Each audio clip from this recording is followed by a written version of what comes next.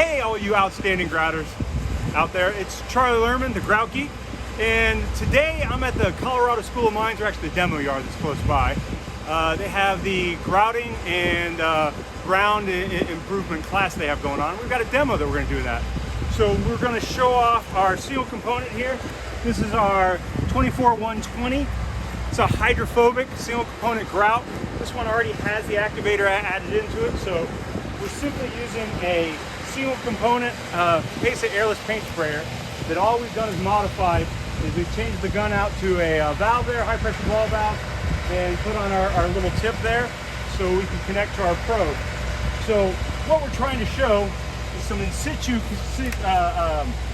kind of conditions that you would have. We've got soil, we've got a little bit of pea gravel, and we've got some sand. And what we expect to see is this the product will travel, kind of travel across the sand and up into the pea gravel before it travels to some of the other places there. It's always a little different, and we never know exactly what we have in place. The point being is, grout, it's liquid, it's going to go path least resistance.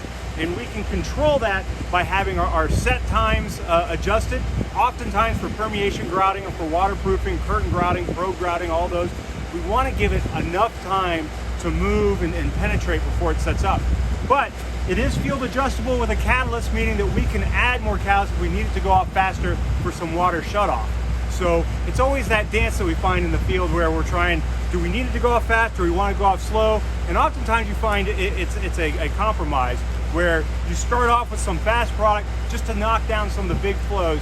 Then you come in and slowly take care of the rest of the water there. Of course, I'm focused on waterproofing, curtain grouting, and that's kind of what we're going to see here.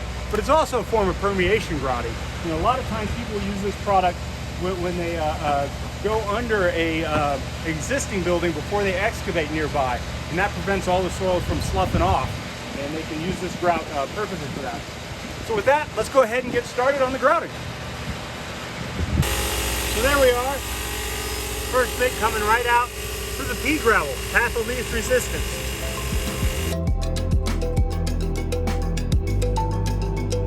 Now you can see it's starting to polymerize.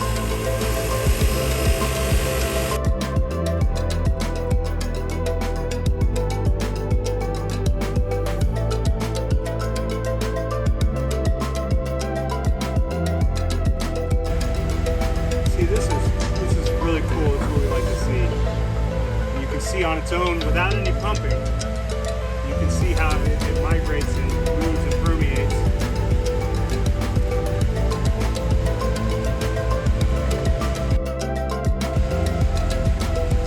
Here we've got a boil now on top.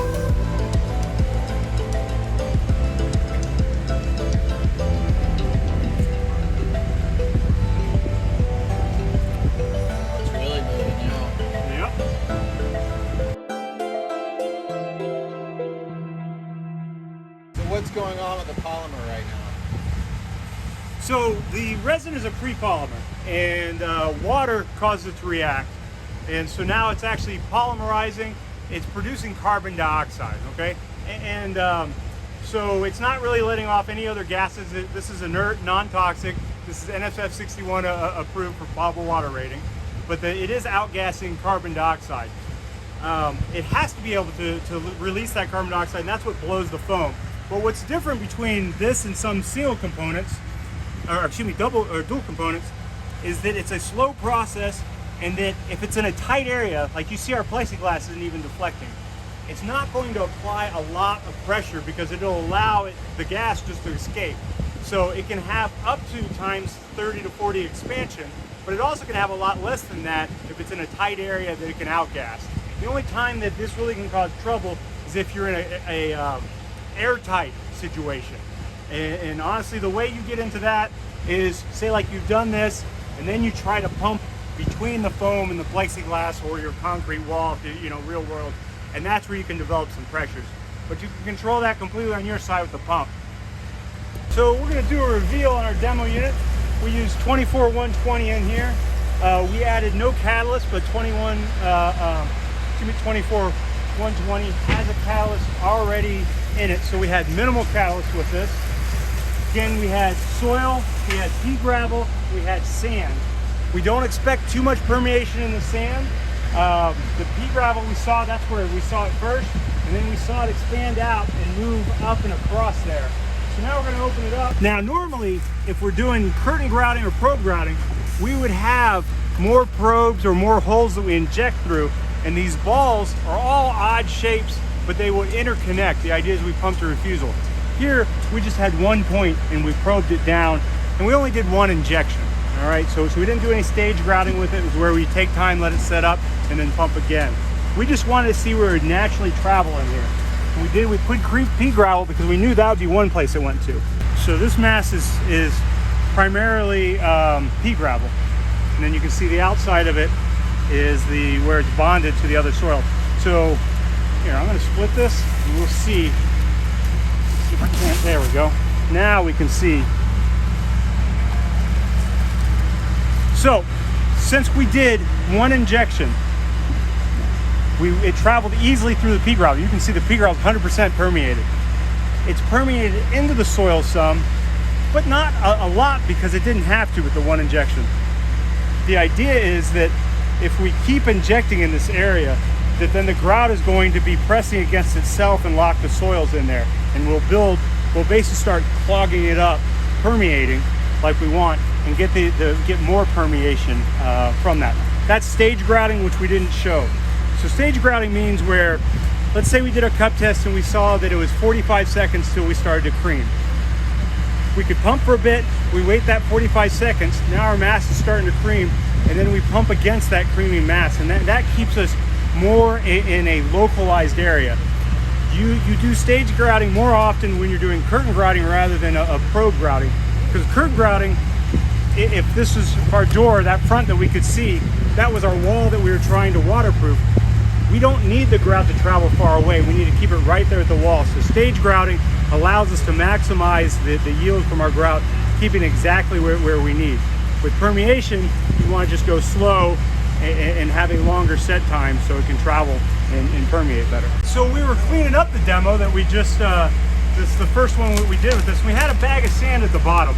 It was just filler because we have the wood frame there. So that's all it's designed for. Though, when I came down with the probe, I went, and we can see, about a pinky's length down into the sandbag. Unintentionally, I had no idea I did this.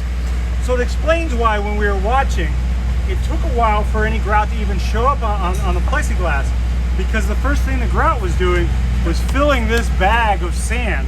And you can see, I mean, we have grouted that something solid. Over here, you can see the path least resistance where it didn't get into this sand, but it made it all the way over, and it is mostly solid. But we can see we got a good, what, 3 to 4 inches of permeation into sand, which is outstanding. And that is a good product. And this is a much better way to show when you're talking about compressive strengths or how strong the grout is. I mean, you can see that. That is something solid there.